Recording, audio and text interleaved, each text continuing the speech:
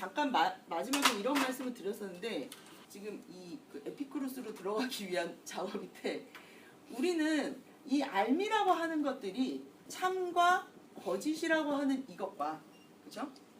그 다음에 선, 옳은 행동과 그른 행동, 옳은 행위와 그른 행동, 그 다음에 아름다움과 미와 추 이런 것들이 다 분리가 되어 있어요. 그죠? 이렇게 세 개가 다 분리가 돼 있잖아요. 농담으로는 그런 얘기를 쓰죠. 얼굴이 이쁘면 착해 이런 말을 쓰잖아요. 그죠? 이런 말을 쓰기는 하지만 진의 칭의와 선의 칭의와 미의 칭의가 다 나눠져 있어요. 네. 이게 다 나눠져 있다. 그런데 그 이전에 영성이 있던 단계에는 이 세 가지가 다 연결이 되어 있거든요. 이 연결이. 그러니까 진이라고 하는 게 진리의 칭의예요. 이게 진리의 칭의예요. 미라고 하는 게 이게 존재의 칭의예요. 존재의 칭의. 그러니까 주체의 칭의라고. 그 다음에 이것을 실행하는 행위의 칭의가 이 실천의 칭의가 선이에요. 이 세 가지가 같이 가요. 그러니까 이렇게 생각하면 실천의 칭의에서 덜 했어요. 덜 만들어졌어요. 도자기를 만들었는데 만들다가 반만 만들었어요. 반만 만든 이 실천은 미적으로도 추하다 이렇게 말을 하는 거예요. 진리로도 이게 뭐가 되냐면 거짓에 가까워지는 거예요. 물론 참회 정도도 있지만 이게 같이 움직여요. 이것과 이것과 이것이. 근데 근대에 오면 이 세 가지가 완전히 분리가 돼요. 진과 선과 미가 완전히 분리가 돼요. 참은 참이고 선은 선이고 미는 미다. 자, 과학적 진리, 자연의 진리와 우리의 윤리학과 그 다음에 이거는 이제 미니까 이제 미학 요 세 가지가 같을 수가 없다라는 거죠. 그러니까 자연의 진리랑 우리가 살아가는 방식이 오버랩 된다고 더 이상 생각하지 않아요. 이건 이거고 이건 이거예요. 완전히 분리되죠. 윤리학. 이거는 지극히 근대적인 방식이라는 거예요. 푸코가 여러분들이 이제 뒤에도 읽겠지만 이 세 가지를 다 결합하거든요. 특히 이제 미학 위에다가 이거를 다 가져가는데 존재의 미학, 삶의 미학, 요 위에 이거를 다 가져가는데 여튼 이 세 가지가 다 분리된 사회, 시공간. 이게 근대적인 시공간이고 이게 지금 권력관계에서 이 근대적 권력관계, 근대적 지식체계에서 만들어지는 거예요. 세 개가 완전히 다 분리가 돼요. 근데 여러분들이 읽으신 에피쿠로스는 그렇지 않죠. 앞에 읽어보셔서 알겠지만 맨 처음에 제목을 한번 볼까요? 사물의 본성에 관하여잖아요. 근데 이게 원래 제목 그 밑에 써있죠. 드레룸 나투라 이렇게 써있죠.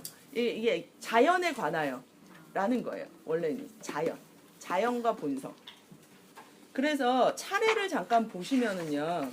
우리가 윤리학이라고 뭐라고 얘기할 수 있는 거는 아마도 제4권에 마지막에 심리 상태와 연관된 신체 기능들 나오면서 사랑의 열정에 대한 비판 이런 얘기 나오죠. 요걸 빼고 나머지 것들 보세요. 1권, 2권 보세요. 원자의 운동 이런 거 나오죠.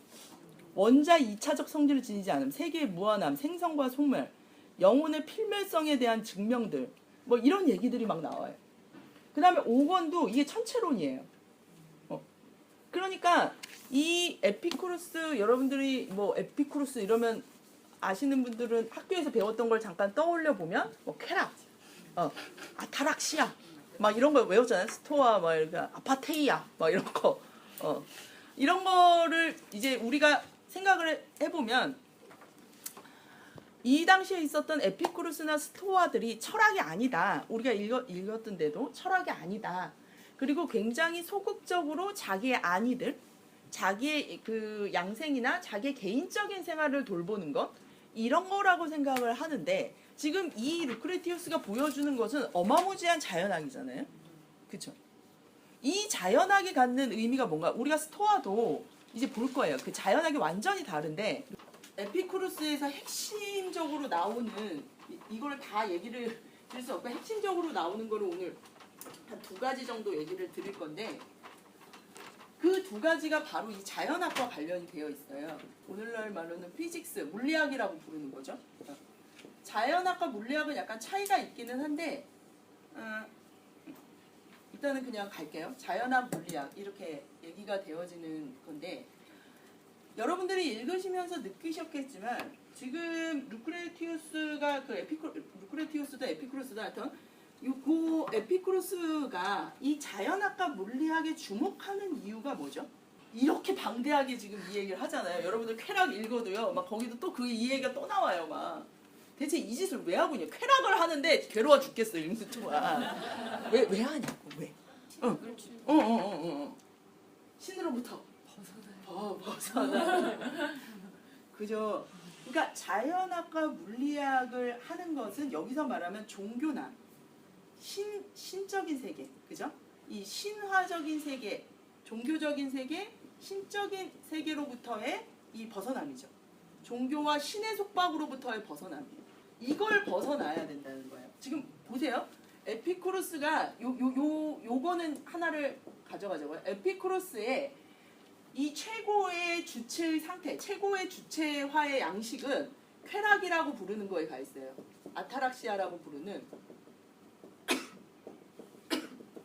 이거에 가 있는데 이걸 하려면 자연학 물리학을 해야 된다는 거예요.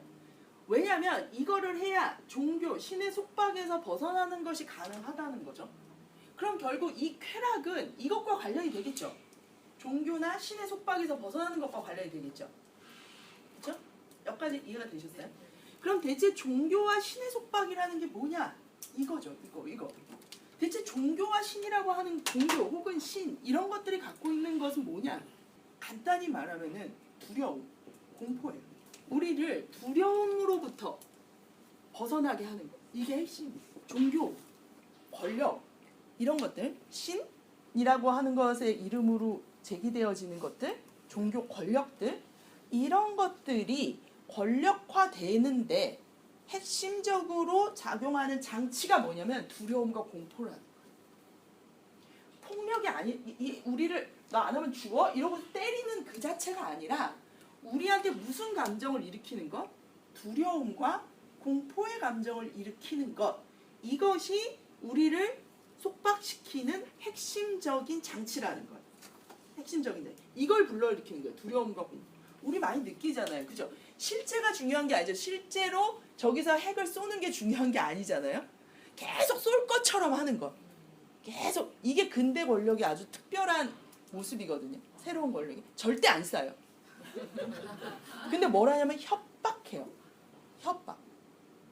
이런 말을 하죠. 그래서 근대의 권력은 위험하지 않고 위협한다고. 이렇게 얘기를 해요. 이거는 많이 생각해 볼 게 있어요. 예를 들면 발터 베냐민이라고 하는 이 사람이 이 신과 권력에 대한 문제를 이제 굉장히 종교적인 문제로 연결을 해서 하는데 그때 아주 재밌는 얘기를 해요. 근데가 이게 새로운 시기가 오면서 신의 모습이 바뀌었다는 거예요. 예전에는 구약의 신과 신약의 신이 다르다는 건데 예전에는 어떻게 했냐면 그냥 가서 죽여버렸다는 거예요. 그런데 근대는 절대 죽이지 않고 주변을 계속 협박한다는 거예요. 피 흘리지 않는 신이라는 거예요. 주변을 계속 위협하고 주변에 계속 뭔가의 파괴적인 감정을 불러일으키는데 절대 죽이진 않아요. 이런 신이 등장했다는 거예요. 우리 오늘 에피쿠로스에도 비슷한 얘기가 나올 텐데 여튼 두려움과 공포로부터 공포가 종교와 신이라고 말하는 거의 핵심이에요. 그래서 종교와 신은 우리의 뭐를 계속 불러일으키냐면 우리의 슬픔, 우리의 무능력 이거에 호소해요. 우리의 슬픔과 무능력에 호소하는 거예요. 에피쿠로스는 기본적으로 삶은 고통이고 고통은 피해야 해요.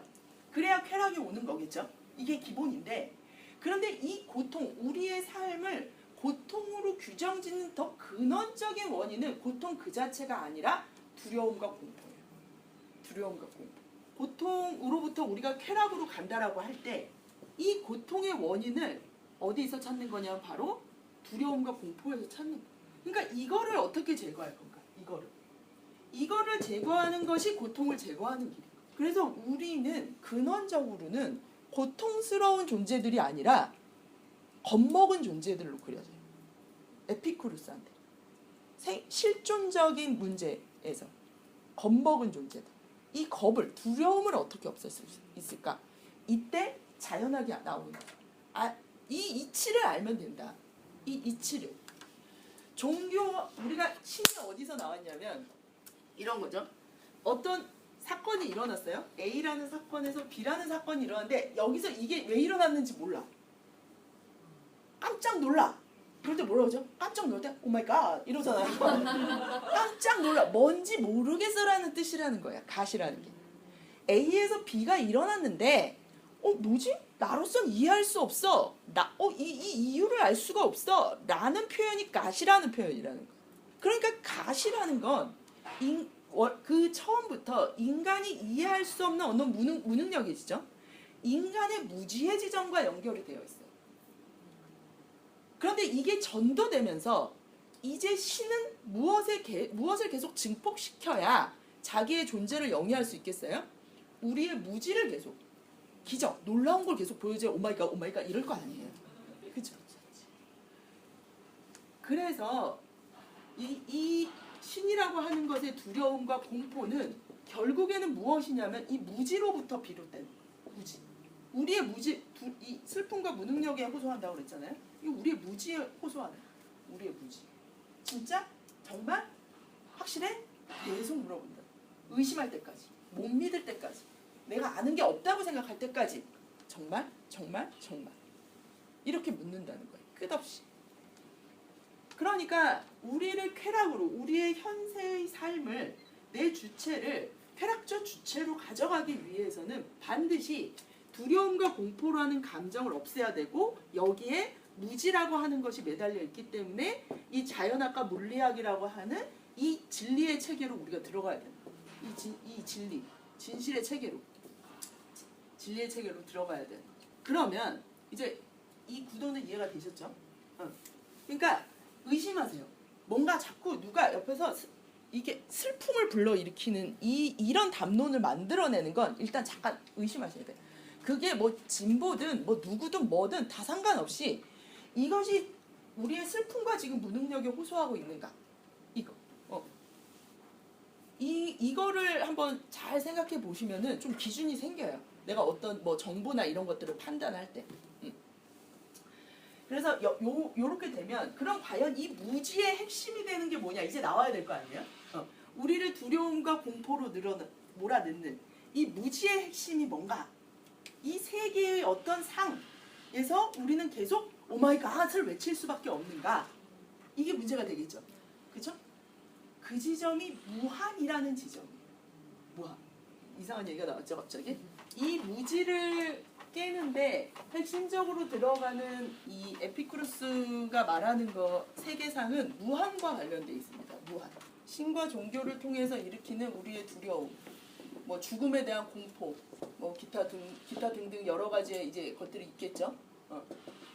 이 신종교 두려움, 이것을 만들어내는 이것이 우리가 세계에 대한 어떤 무지인데 이 무지의 핵심에 뭐가 있냐면 무한에 대한 이 세계의 상, 그러니까 세계의 상에 대한 어떤 무지인데 이 세계의 상이 뭐냐면 무한이라고 하는 거에 대한 오해라는 거예요. 그러니까 우리가 세계를 이런 거야 저런 거야 라고 우리가 적어도 탐구하진 않지만 이미지를 갖고 있는 게 있잖아요.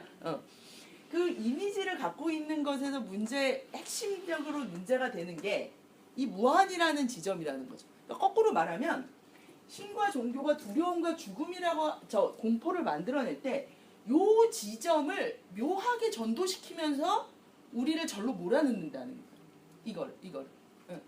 그거는 뭐 특별하게 누가 특별히 그런다는 게 보다 이런 권력 자체가 이런 식의 이 지식담론을 갖고 있다는 거죠. 그러면 무한이라고 하는 것이 뭐냐? 이거를 이제 생각을 해봐야 되잖아요. 무한이 뭘까요? 히라보로 아페이론 이렇게 부르고요. 플러스 페라스라고 되어 있습니다. 이게 이제 보통 한계, 경계 이렇게 얘기되는데 뭐 아가 붙으면 보통 아니다 이런 거예요. 그러니까 한계가 없다 이런 거죠.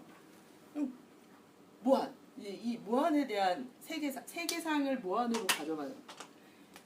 요거 한번 생각해 보세요. 아까 말했죠? A에서 B가 생기는데 여기가 왜? 이거 모른다고. 그죠? 이걸 모를 때 여기 다시 들어온다고 그랬잖아요. 그죠? 요 지점을 없애는 거예요.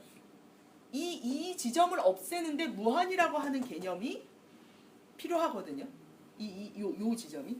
무한이 뭔가요? 무한을 뭐라고 생각하세요? 끝이 없다. 시작은 있나요? 무한 이러면 대부분 끝이 없다 이 얘기는 하시는데 시작은 어때요? 아니 뭐라고 생각하셨냐고. 시작은 있다고 알고 있어요. 그렇죠. 우린 대부분 시작은 있는데 끝이 없다 이렇게 생각하죠. 그죠? 그러니까 우리의 느낌은 대부분이 그래요. 여기서 이렇게 딱 시작을 해요. 그래서 쭉 간다요. 끝없이 간다. 그러니까 시작은 했는데 쭉 간다. 이런 느낌이죠. 그렇죠? 이런 거는 에피쿠로스에 따르면 가짜예요. 가짜. 거짓.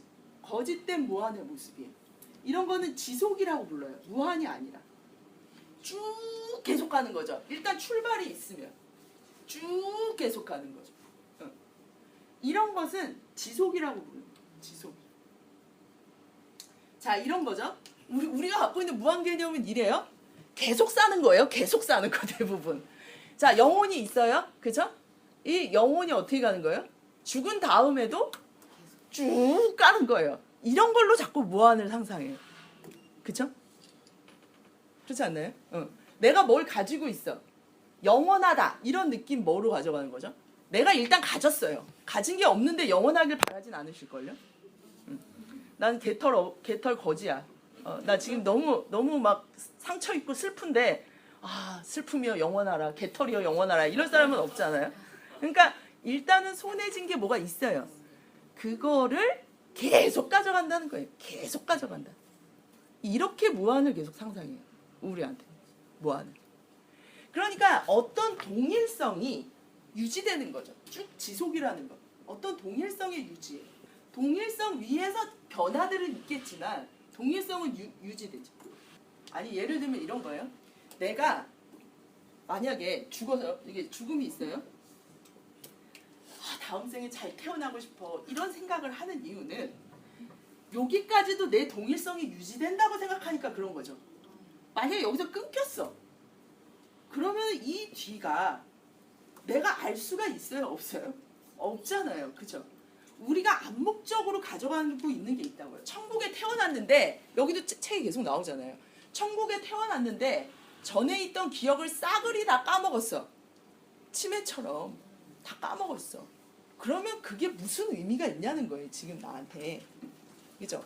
근데 우리가 그런 거를 원할 때 끊임없이 뭐냐면 이 동일성이 유지된다라고 하는 전제를 가지고 있어요. 동일성이 유지가 된다. 그러니까 결국 무한, 이 가짜 무한, 이 거짓된 무한의 이미지거든요. 거짓 무한의 이미지는 항상 동일성이 지속된다. 동일성의 유지와 연결되어져서 우리한테 다가오게 돼 있어요. 무한.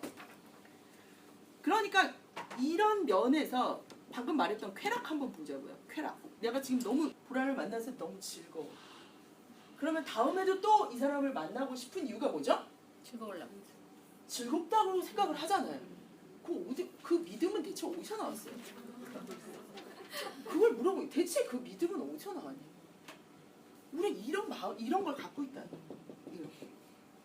그러니까 이 쾌락이 다음에도 계속 지속될 거라는 이런 믿음을 가지고 있죠.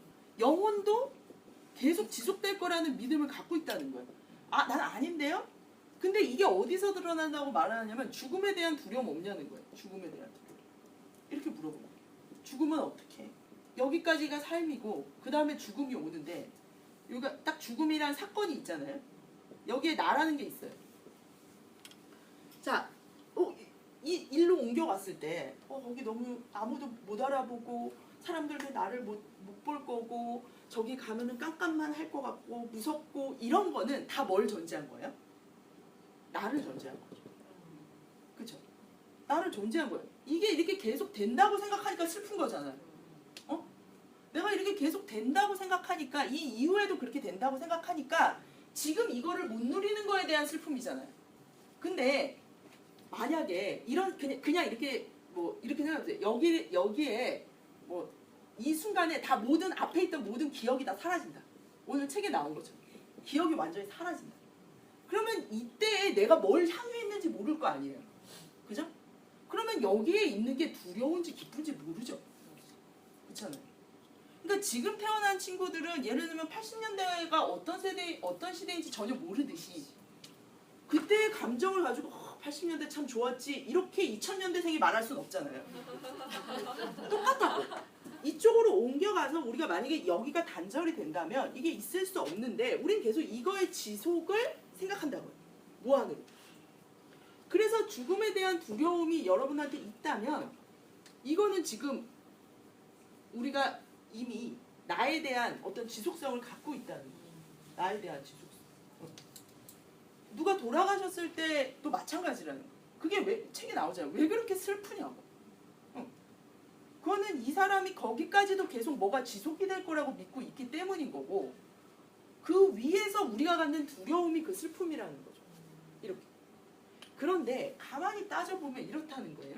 여기에서 딱 단절이 되잖아요. 그죠?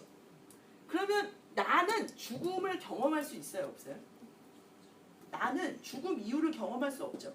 뭐 다른 게 있어도 상관없다고요. 나 프라임이 있다 라고 해도 이 나는 경험할 수 없죠. 이거예요. 그럼에도 우리는 이거를 해서 뭐라고 표현하면 너무 재밌는데 죽기 전엔 죽을까봐 두렵다는 거예요. 죽을까봐. 근데 그 다음에 여기가 너무 막 고통스러울 것 같아. 이렇게 생각하는 거잖아요. 그래서 그 다음에 뭐냐면 죽어서는 여기서 이거를 더 이상 내가 앞에 걸 기억 못하면 이 고통도 없잖아요. 그렇죠? 고통도 없는데 이걸 계속 기억하고 있으니까 고통스러운 거잖아요. 그러니까 죽기 전엔 죽을까봐 두렵고 죽어서는 죽지 못해 두렵다는 거. 이해가 되세요? 안 되는구나. 죽기 전엔 죽을까봐 두렵죠.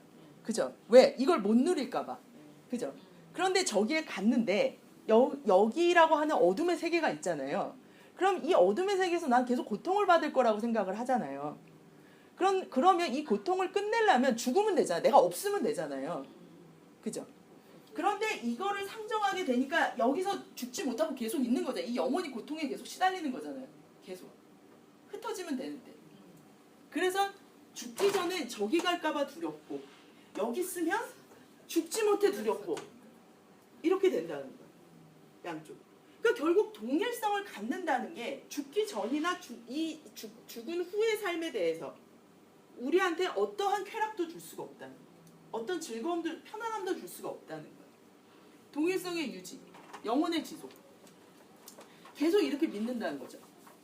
자, 이 쾌락과 영혼이 지속된다라고 하는 믿음에서 윤리학적으로 가면은 이게 어떻게 되는 거냐면 바로 이게 이제 우리의 탐욕을 불러일으킨다는 거예요. 갖고 있고 싶어. 이 쾌락 또 느끼고 싶어. 내가 갖고 있는 이 영혼 계속 가져가고 싶어. 이런 거. 물론 좋은 영혼이라는 전제 위에서 그렇긴 하겠지만 탐욕. 자, 여기 있는데 이 탐욕은 기본적으로 아까 말한 대로 죽음도 그렇고 내가 다음에 만났는데 얘가 안 즐거우면 어떡하지? 막 이런 생각이 드니까 그 다음에 막 내가 또 뭘 준비해 갈 거 아니에요? 보라하고 잘자 보라는 무슨 음식을 좋아할까? 맛있는 데 될까? 막 이벤트를 준비해야 되고 뭐 해야 되고 연애하면 계속 이 짓거리 하고 있는 거잖아요. 그죠? 그런 식의 뭔가 이 탐욕과 관련된 불안이 있다는 거예요. 그래서 탐욕과 불안의 이 밑에 이 동일성의 유지 위에 있는 불안이 계속 있어요. 탐욕과 불안의 메커니즘. 이거를 나타내는 게 시지프의 신화. 그 누구죠? 그 간 쪼아 먹던 애. 계속 어떤 쾌락을 끝까지 내가 추구해서 욕구를 갖는데 그게 다시 굴러 떨어지잖아요. 이거에 대한 두려움. 이게 계속될 거라는 두려움.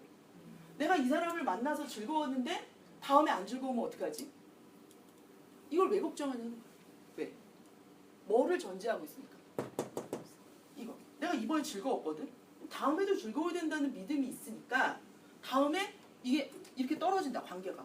슬프고 힘들고 어려울 것 같으니까 만나기 전부터 불안하고 초조하고 이렇게 되는 거죠. 이런 식으로 동일성을 유지하는 거짓 무한의 세계. 이거. 이런 세계가 계속해서 그림이 그려지는 거죠. 그러니까 이제 그 다음에 고통스럽지 않게 해줄 거야. 종교는 그렇게 말하는 거죠. 너의 영혼을 충만하게 해줄 거야. 그 다음에. 이런 식으로 얘기를 하는 거죠. 자, 근데 문제가 뭐냐면 이게 첫 번째예요. 윤리적인. 두 번째는 만약에 이런 식으로 동일성이 계속 유지가 된다면 새로운 A에서 B가 태어나는 게 가능할까요? 불가능하죠. 그 단순한 거예요. A는 처음부터 끝까지 계속 A면 B가 태어난다는 게 너무 이상하잖아. 그쵸? 바로 이 자체가 이런 식의 동일성이 유지된다는 것 자체가 이미 우리 현실에서는 뭔가 새로운 것이 계속 발생하고 있는데 이 발생을 설명해 줄 수가 없어요. 동일성의 유지가. 그러니까 책에도 나오잖아요. 뭐 이게 이 다음에 뭐 영혼이 여기에 들어갔으면 그러면 얘는 뭐 할아버지의 이게 되냐 뭐 이런 얘기 하듯이 가장 큰 문제는 이런 식의 윤리학적인 것 이전에 새로운 것의 생성을 전혀 설명할 수 없다는 거예요. 동일성의 유지. 생성이 무능력해요. 새로운 것의 생성. 이걸 설명할 수 없어요. 이 설명을 할 수 없는 이 지점에 뭐가 들어오는 거예요? 신이 들어오는 거죠. 창조했다. 이게 여러분들 앞에서 읽는데 여기서 계속 무에서 창조했다. 이렇게 얘기해요. 창조는 무로부터 나오는 거죠. 어떻게 이게 이렇게 되는데 A는 A로 계속 살고 B는 B대로 계속 사는데 어떻게 A에서 B가 나와? 나무는 나무인데 저기서 어떻게 갑자기 꽃이 펴? 저 원인을 어떻게 말할 거냐? 계속 동일성이 유지되는 세계인데 이거를 그러니까 이 동일성의 유지라고 하는 면에서는 생성이 설명되지 않고 생성이 설명되지 않는 곳에서는 언제나 신이라고 하는 이 지점이 들어올 수 있는 무지가 발생한다는 거예요. 이 무지. 괄호친 지점이 발생한다. 이 괄호. 이것이 초월적인 지점이라고 말하는 거예요. 초월적인 세계. 왜? 지금 이런 세계 안에서는 설명이 안 되잖아요. 그쵸? 이 세계 안에서는 설명이 안 되니까 다른 게 들어와야 되잖아요. 이걸 초월성이라고 부르는 거예요. 자, 여기에 있는데 여기에서 일어난 사건을 우리 20명으로만 다 얘기할 수 있어요. 그럼 내재적인 거예요. 그런데 우리 안에서 다 설명이 안 되고 요 모양 요 걸로 있는 것의 원인을 설명하는데 밖에 있는 뭔가가 들어와야 돼. 이런 게 초월성이에요. 지금 있는 장으로는 설명이 안 되는 것. 동일성의 유지라는 이 세계관으로는 이 형이상학으로는 설명이 안 되는 것. 그 지점, 설명이 안 되는 지점을 누가 틀어지고 있는 거냐면 신이 틀어지고 있는 거라고요. 그리고 여긴 다 신의 뜻이 있는 거예요. 이거를. 그러니까 이거를 없애야 돼요. 동일성의 유지 이런 세계로는 이런 식의 이 시작이 있고 쭉 가는 이런 식의 거짓 무한으로는 우리는 계속 신을 도입할 수밖에 없어요. 자, 그러면 무한이라고 하는 것은 뭐냐? 이 무한을 계속 얘기를 할 때 에피쿠로스가 무한을 얘기할 때 핵심적으로 들어오는 게 뭐냐면 이 동일성을 유지하지 않는 세계인 거죠. 그러니까 보세요. 초월적인 게 들어오면 안 돼요. 그죠? 초월적인 게 들어오지 않는다는 것은 자기 동일성을 계속 유지하고 있으면 안 돼요. 이러면 왜? 이 끊임없이 감각의 세계는 끊임없이 뭐가 생성하고 있잖아요. 이걸 설명할 수 없다고. 생성의 세계를 설명할 수 없어. 그 다음에 이거를 좌지우지하는 중심. 이런 것들. 초월적이지 않고 동일성의 유지가 안 되고 중심이라고 하는 거를 상정하지 않는 어떤 무한의 세계. 이거를 그림을 그려야 된다고요. 어떤 걸까? 그러면 결론은 시작도 없는 거네요. 그죠? 일단 그렇게 생각하실 수 있잖아요. 시작이 없는 거. 그래서 여러분들 읽는데 보면 무한은 시작도 없고 끝도 없어요. 그렇죠? 위도 없고 아래도 없어요. 어디에 하나의 중심점이 있으면 안 되잖아요. 그죠? 시작도 없고 끝도 없고 앞도 없고 뒤도 없고. 그러니 당연히 중심이 있을 수 있어요? 없어요? 없죠? 자, 일단 그거는 기본으로 놓고 이제부터 들어가 보면 무한의 정의를 말씀을 드리면 어떤 수를 여러분들이 생각했어요? 어떤 수를 생각했는데 그 수보다 항상 하나 큰 수를 생각할 수 있으면 무한이라고 불러요. 그거보다 하나 큰 수를 생각할 수 있으면. 자, 자연수는 무한하죠. 제가 아무리 큰 수를 불러도 여러분은 그거보다 하나 더 큰 수를 얘기할 수 있죠. 그렇죠? 하나 더 작은 수도 상관없어요. 그러니까 어떤 A라는 집합이 만약에 이 집합이 있어요. A라는 집합이 있는데 이 집합이 무한 집합이에요. 그러면 무한집합이라고 하는 것은 보통 여러분도 알지만 셀 수 없는 거잖아요. 그쵸? 셀 수 없다라고 얘기할 때 이 셀 수 없음의 정의가 뭐냐면 내가 어떤 거를 골라도 어떤 수를 골라도 그거보다 항상 큰 수 하나를 만들어낼 수 있다는 거예요. 내가 n을 딱 집었어. 그래도 항상 그거에서 벗어나는 n 플러스 1이 있다고요. 무한의 이미지가 그려지세요? 내가 뭔가를 딱 잡고 싶어요? 내가 이거를 딱 잡겠어 라고 딱 잡을 때 무한집합은 다 잡힌다는 거예요? 안 잡힌다는 거예요? 안 잡히고 항상 뭐가 남는다? 플러스 1이 남는다. 집합을 한번 생각해보세요. 무한집합을. 무한집합이라고 부르는 이유 자체가 무한을 정의하는 게 여러 가지가 있는데 이게 가장 단순한 건데요. 무한이라는 말 자체가 뭐냐면 내가 어떤 거를 딱 규정해서 묶어 놓으려고 하면 그 묶는 거보다 항상 벗어나는 거 하나가 더 있다고요. 무한으로서의 세계는 하나로 전체화되는 집합이에요, 아니에요? 하나로 전체화되는 집합이 될 수 없죠. 그렇죠? 이 정의 아시면 돼요. 어떤 수 n을 고르면 항상 그거보다 큰 수 하나가 있다. 내가 뭔가를 전체화해. 하나로 묶으려고 그래. 그런데 항상 뭐가 나와? 삐져나가는 애가 있다고요. 이 삐져나가는 애가 에피쿠로스의 핵심이에요. 삐져나가는 애. 미끄러지는 애. 삐져나가는 애. 이게 전체 이 우주의 상이에요. 뭐가 됐든지 간에 이 우주는 무한해요. 무한한데 진짜 무한이 뭐냐는 거야. 니네가 말했던 무한이 아니라 진짜 무한한 세계라고 하는 것은 무엇이 됐든지 그 안에 본래적으로 항상 플러스 1을 간직하고 있다는 거예요. 전체화되지 않는다는 거예요. 그래서 여러분들이 읽은 데를 보면 희한하게도 뭐를 부정하냐면 조화라는 걸 부정해요. 조화를 부정하자. 하르모니아. 하르모니아를 부정하는 얘기가 나와요. 하르모니아라는 건 뭐냐면 모든 것이 딱 맞게 떨어져서 쫙 결합해 있는 거예요. 그래서 하나로 만들어진 거예요. 이런 하모니를 이루는 것이 하나잖아요. 하나를 이루는 이것이 지속되는 게 동일성의 유지예요. 그런데 아예 에피쿠로스는 근원적으로 하나 자체가 불가능하다는 얘기를 하고 있다고요. 왜? 언제나 n 플러스 1이 만들어질 때. 그래서 자연의 본성, 사물의 본성은 조화롭게 하나로 모으는 데 있는 게 아니라 이런 것들을 계속 플러스 1 시켜나가는 미끄러지고 여기서 비껴감 이따 그 얘기 드리겠지만 플러스 1이라는 요성질의 자연의 본성이 있는 거예요. 자연의 본성. 하모니가 아니에요. 하나로 계속 모으는 게 아니고. 들레즈 같은 사람이 이렇게 말하죠. 자연은 모으지 않고 분배한다. 계속. 그러니까 발산한다. 이렇게 생각하셔도 좋아요. 발산한다. 수렴하지 않아요. 플러스 1의 의미가 커진다는 의미가 아니라는 걸 아셔야 돼요. 이거는 계속 이런 느낌이에요. 쭉 가는 지속의 느낌이고 에피쿠로스가 탐색한 무한은 커진다는 게 아니라 여기서 벗어나는 전체화되지 않는 어떤 요소들이 계속 생겨난다. 이게 자연의 내재적인 본성이라면 플러스 1이 내재적인 본성이라면 다른 게 들어올 이유가 없겠죠. 일단 기본적인 그림은 이해가 되세요? 하모니가 아니라 플러스 1로 움직이는 게 사물의 본성이라면 동일성의 유지가 원래 자연의 본성이 아니라 항상 비껴나가는 게 플러스 1 하는 게 딱 잡았더니 여기 또 하나가 남아.